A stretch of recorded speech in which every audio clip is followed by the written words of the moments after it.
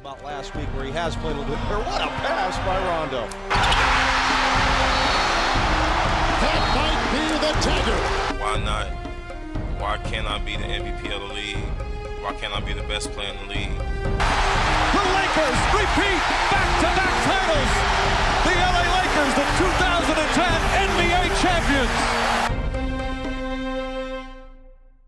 Alright, this video was pretty highly requested, so for the NBA 2010 series, I'm gonna go ahead and take a stab at it. Today, we're just going to be ranking these seasons from the 2010s, that's it. That is going to include the postseason because although I could definitely split this up into two separate videos and milk this for views, the postseason actually plays a big part in where these seasons rank. Some of these seasons put me straight to sleep, and some of these seasons I severely regret not experiencing firsthand with the SeatGeek app.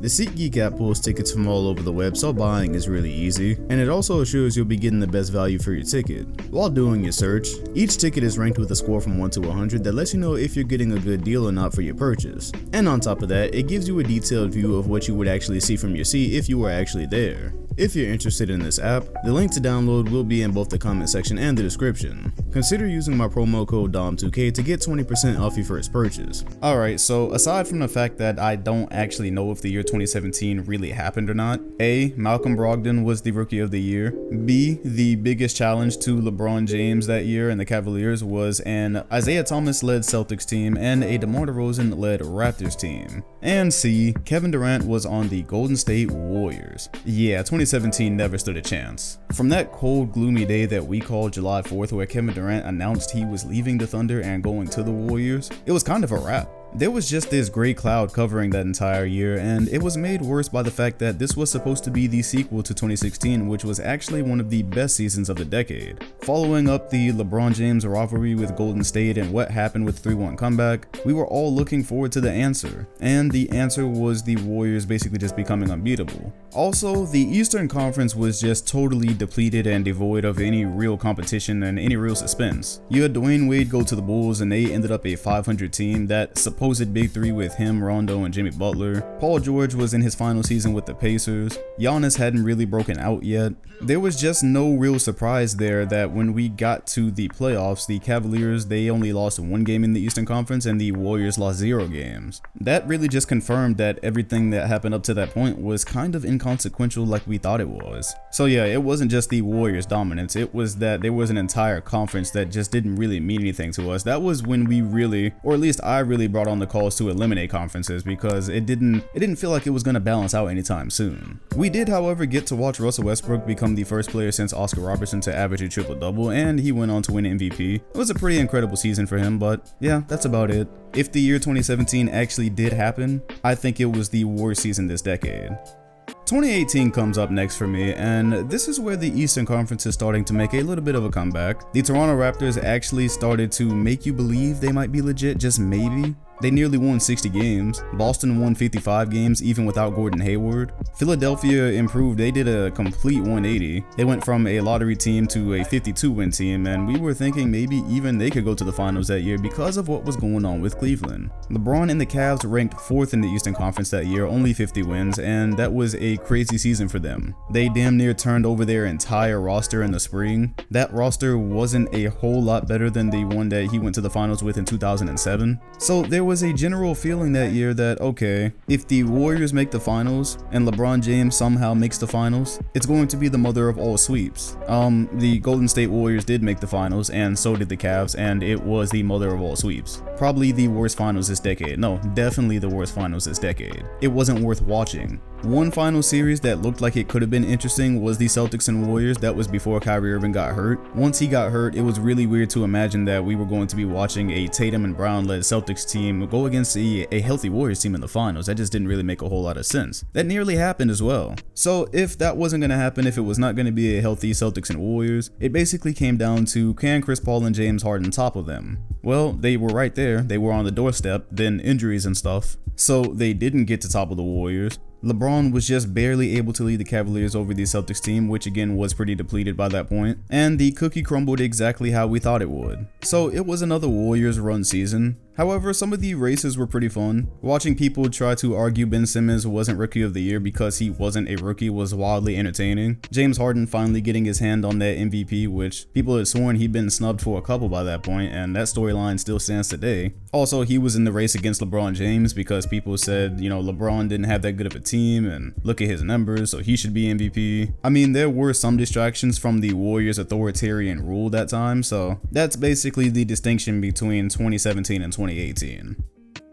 17, 18, and 19 just make them 1A, 1B, and 1C. The Warriors added DeMarcus Cousins that offseason. DeMarcus Cousins, which, let me remind you, because recency bias, that's a thing. Yes, he got injured to hell, but for the games that he did play with him, he looked decent. He made what was already the best roster in history even more difficult to guard, because even if he wasn't always knocking down his threes, you still had the game plan for him stretching the floor. At that point, the Warriors had never had size and the ability to stretch the floor at the same time. And exactly what everybody said came true. They said the only way the Warriors would lose that year is if they were hurt, and that came true tenfold. Because you look at the standings that year, the Rockets were in a down year, they only won 53 games. So the two best teams behind the Warriors in the West were the Blazers and the Nuggets. We knew they had no chance against Golden State. The Blazers couldn't even take them without KD. The Celtics became one of the more disappointing teams of the decade. However, the Eastern Conference coming into it actually was as interesting as we thought it would be. Even with the Celtics disappointing, you still had the Sixers, the Raptors, the Bucks, and then the Pacers, who were a surprise team. So with LeBron James out west, the East for the first time in a very long time was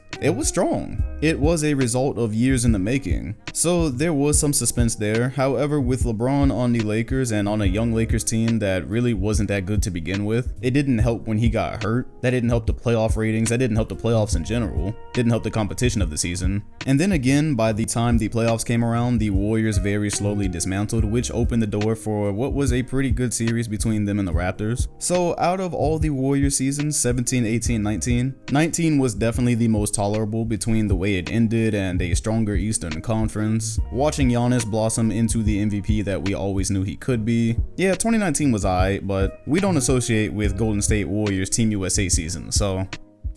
Alright, now let's talk business. 2012 was definitely the worst out of all the normal seasons of this decade, the ones that did not include the Warriors. For those of y'all that don't remember, you weren't around, 2012 was a lockout year. They played a total of 66 games, and to be honest, it was ratchet. Some teams were playing 3 games in 3 nights, injuries were piling up like crazy, and to some people that kind of hurt the legitimacy of what was actually going on. Again, just like how 2017 was a very bad sequel to what happened in 2016, 2012 was kind of the ghetto sequel to 2011, where LeBron gets sent home, the whole thing with Miami, and having to continue that starting on Christmas Day and just kind of rushing the season by. Yeah, definitely ratchet, but not the worst of all the seasons. It was still competitive and there was still parity. The Chicago Bulls, who were first seed in 2011, came back and duplicated that even though D Rose missed a hell of a lot of games. The Boston Celtics found ways to hang around even though they only won 39 out of the 66 games that year. The Magic were still decent. There was still some hope at the time that the Knicks would make something of their Carmelo Anthony era, which was just beginning. And then on the West, Chris Paul's first season with the Clippers and Blake Griffin and them being relevant at all. That was the first season of the battle for LA between them and the Lakers. OKC took giant steps forward in what was their biggest step of their progression yet, and then the Spurs were just doing Spurs things. So very rushed, very jagged season, but still fun, still competitive, and the playoffs somehow managed to be amazing too, even with the injuries, with Derrick Rose tearing his ACL. It really seemed like the Heat were just scot-free at that point, and then the Celtics popped right back up. Of course, the Chris Bosh injury plays into why that series was able to be competitive, but it was fun nonetheless. It was another installment in the LeBron and Celtics saga. And then watching LeBron and KD in the finals. Leading up to that, people were saying that is the matchup of the century. The series itself was competitive. It ended in 5 games, but it was a lot closer than people remember. It was a very close 5 games, except for the elimination game. LeBron wins MVP that year, Kyrie Irving is your Rookie of the Year. So on more than one front, there were exciting times ahead. But yeah, a lockout season has to get thrown to the back regardless.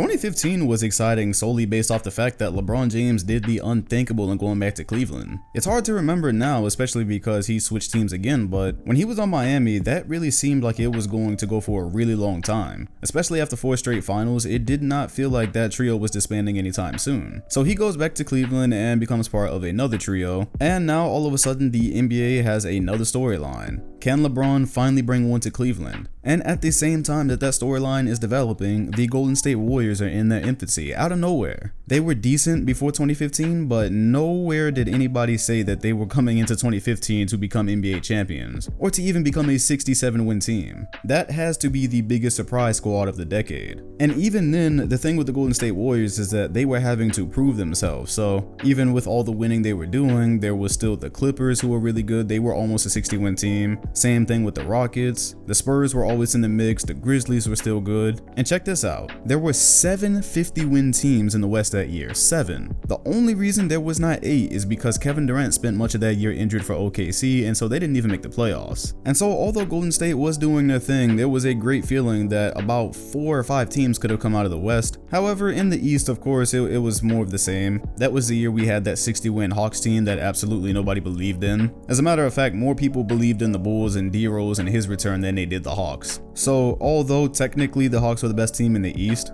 the real Eastern Conference Finals that year was the 6-game thriller between the Cavs and the Bulls. The Bulls added Pau Gasol that year. Injuries and suspension played a huge part in the Cleveland series, Cleveland and Bulls. But some even thought that we could have seen the Bulls and Warriors that season, Derrick Rose against Steph Curry. And that was after D Rose had torn his meniscus just out of nowhere, very randomly. But yes, when looking at the East again, DeMar DeRozan Raptors, Wizards, Bucks, usual suspects, just a lot of decent but not even really good teams. It was just a top-heavy conference. But overall that year there was a lot of competitiveness, entertainment, and parity. Steph Curry walks away with MVP, which people really believe should have gone to James Harden, and Andrew Wiggins is the Rookie of the Year. You got all these interesting things going on just for the Warriors to run up against a severely injured Cavaliers team. It still becomes a decent series, but the whole way through it was nowhere near as entertaining as it could have been if the Cavaliers had Kyrie and Kevin Love. The Warriors become the champions only with gigantic question marks on the trophy.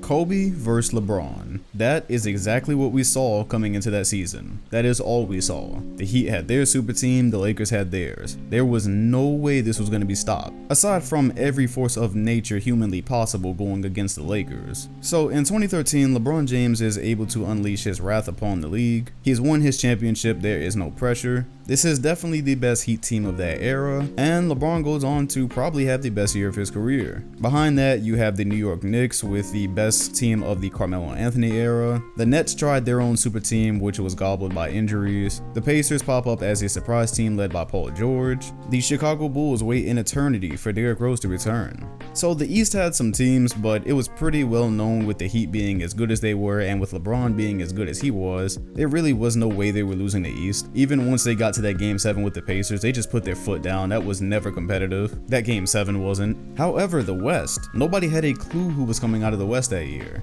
It was so wide open, in fact, people just wanted Kobe and the Lakers to get their foot in the door because they were playing for like 7th and 8th seed, and people just wanted them to be there because on paper it really felt like anything could happen. And then he tore his Achilles, so that was a wrap for LA. However, even with them gone, you still had OKC, San Antonio. Denver was a huge surprise team that year, almost winning 60 games. The Lob City Clippers, and the Grizzlies. We get to the playoffs and Patrick Beverley wrecks Russell Westbrook's knee, so now the West is even more wide open because the team that was trying to repeat as champions of that conference, they're now down. San Antonio is able to take advantage. They are able to rematch LeBron James in the finals for the first time since 2007. That finals series itself was nowhere near as good as people remember. There were a lot of blowouts, but because of Game 6 and because of Game 7, I think it's remembered as a lot more competitive than it was. But let's be real, Game 6 and 7 is all you really needed. Those are 2 of the best games this entire decade, so sometimes series just go down like that. That was a very career-defining series for LeBron James because losing that would have been his 3-1 moment. In other words, after that crazy season he had where he should have been unanimous MVP, after how good the Heat were, and because of how the expectations for them were far more than just one title, there was a lot of pressure there, and that's what made the conclusion to that season so amazing.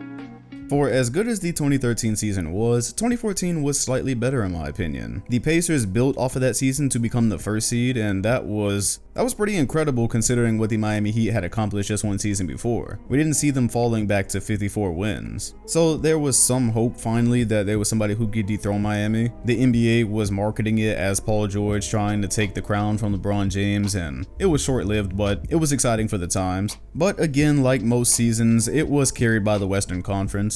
San Antonio, they're out for blood. They suffer one of the more brutal losses in finals history. They come back and win 62 games. The Thunder are healthy now, they win nearly 60 games. This is probably the best version of the Lob City Clippers. Damian Lillard, who was the Rookie of the Year in 2013, comes back and leads Portland to 54 wins. Houston is becoming serious for the first time in the James Harden Rockets era, which this was only his second season there, so that happened pretty quickly. And overall, the West again had 7 50-win teams.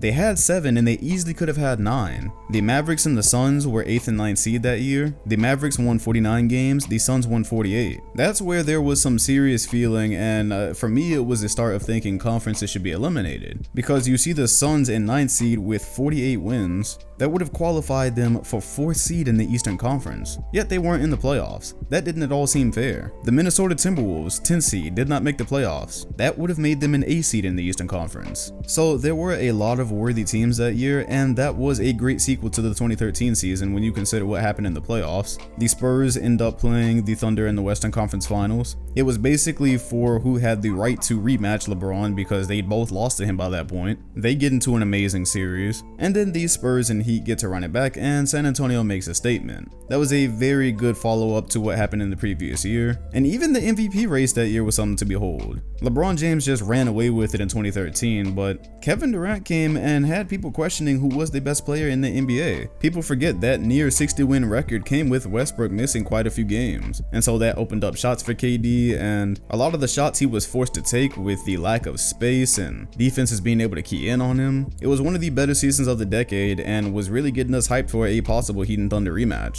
So despite the Eastern Conference being so weak, the West having to carry the season, it was entertaining and it had a very nice conclusion.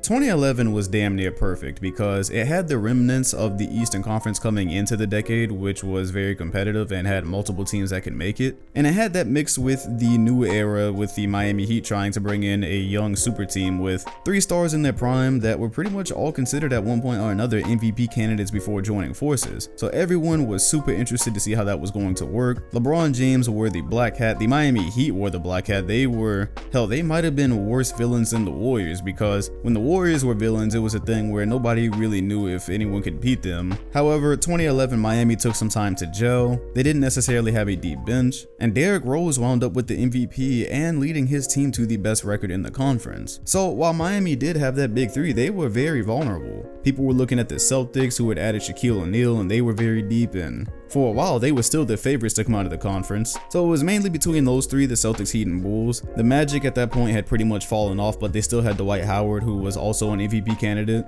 And then Carmelo gets traded to the Knicks, so that was very exciting because people were waiting for him and Chris Paul and Stoudemire to form some type of big 3 there. The Knicks ended up trading like half their team for him, but nonetheless it was still exciting to see the East get another star. And then in the Western Conference, this was just another season where we thought there might be a Kobe and LeBron finals. The Lakers were fresh off of a repeat. They were still good enough for 2nd seed in the West, and people were just hoping, since Phil Jackson normally won his championship in 3s, that the Lakers would at least make it back and we would either get a Lakers and Celtics rematch off of what was an amazing series, or finally the Kobe and LeBron series. San Antonio Spurs were doing Spurs things. They were actually first in the West that year. That's something absolutely nobody remembers because they lost so early in the playoffs. OKC won 55 games, which nobody remembers because for some reason people think OKC basically started in 2012 when they made the finals, but they were good before that. You had Dirk and the Mavs, who despite being 3rd seed, nobody really took them serious as a contender. The Nuggets won 50 games despite trading their superstar. So that was what was so exciting there, is the Nuggets were still good, and now on the Knicks you had Carmelo and Amari Stoudemire, so there were exciting times ahead. But yes, Miami made that season. Everywhere they went, they were villains. Everybody wanted to see them them lose. Everybody wanted to see them play. Nobody knew what to do with 2K11 that year online, because how are you going to play against 3 prime superstars? And then by the time you got to the middle of the season, towards the end of the season, they really turned it on. By the time the playoffs started and the Celtics weren't as healthy, and then they got even more injured during that series, it was pretty clear that Miami was the team to beat. They put the Bulls away in 5. The Mavericks have an improbable run through the West. They knock off the defending champion Lakers in a sweep, and they also knock off the Thunder 4-1. And then the Mavericks and Heat finals. Nobody knows what to make of this because it was supposed to be the Lakers, maybe even the Spurs. No, it's the Mavericks. They clamp LeBron James. Dirk does everything people had wanted him to do throughout the 2000s. The end. The Miami Heat season comes crashing down. The Mavs are champions. Dirk and Jason Kidd, they were basically like, they were the country's favorite around that time.